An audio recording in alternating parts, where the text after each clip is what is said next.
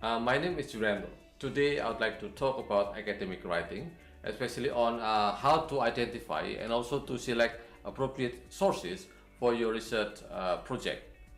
There are two things that I need to talk about. First is the purposes of academic writing, and the second one is the key steps in finding appropriate sources. Okay, I'm going to talk about the first one. Uh, there are actually there are four main purposes of academic writing. The first one is to report on the result of your research. The second one is to discuss a topic of a common interest that usually uh, is given by your lecturer. The third one is to comment on a piece of work of other people, so of other writers. And finally, the fourth one is to synthesize research conducted by others on a certain or specific topic. Now, the second one is on the key steps that you need to do for you to have appropriate and relevant sources. First one, you need to do a plan for your search, and then you need to narrow and focus your search. The third one is to evaluate the source that you have already found, and finally, to keep track of the source that you intend to use in your paper or in your project. Okay, let me talk about one by one now. Planning your research. Yeah. So you need to first think about what you already know about the topic that you are going to write. This will help you focus on finding relevant information. Second one, you need to also to know what sort of information are you looking for.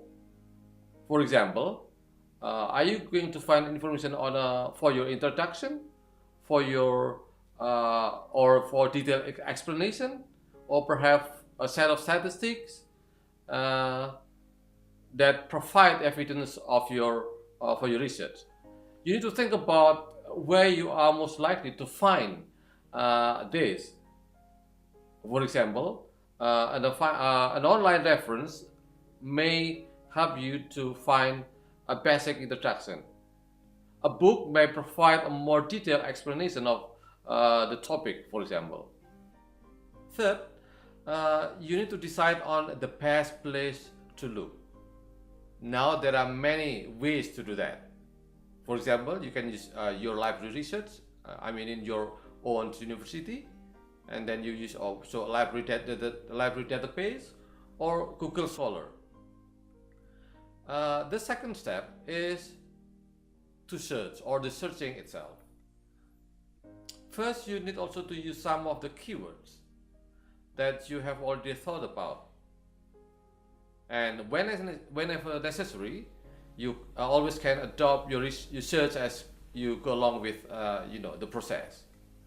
Second, if you don't find anything within let's say 25 or 30 minutes, then you need to be prepared to change your strategy. For example, you need to change your keywords, or perhaps use another search machines in the internet, for example. The third, if you have to let's say many results, yeah, you need to add keywords to make your search more specific. Most search tools give you this option actually, yeah, to filter your search result by subject or resource type. Try using this to increase the relevancy of your search result and reduce the number of units to look through. The third step, this is also very important, is to evaluate the sources that you have already found. Yeah, a quick way of judging the quality of the sources that you have found is to ask two questions: who and when. Who is the author of the source, and then who put the information there, or who owns the site, for example, and what authority or expertise do they have in the area.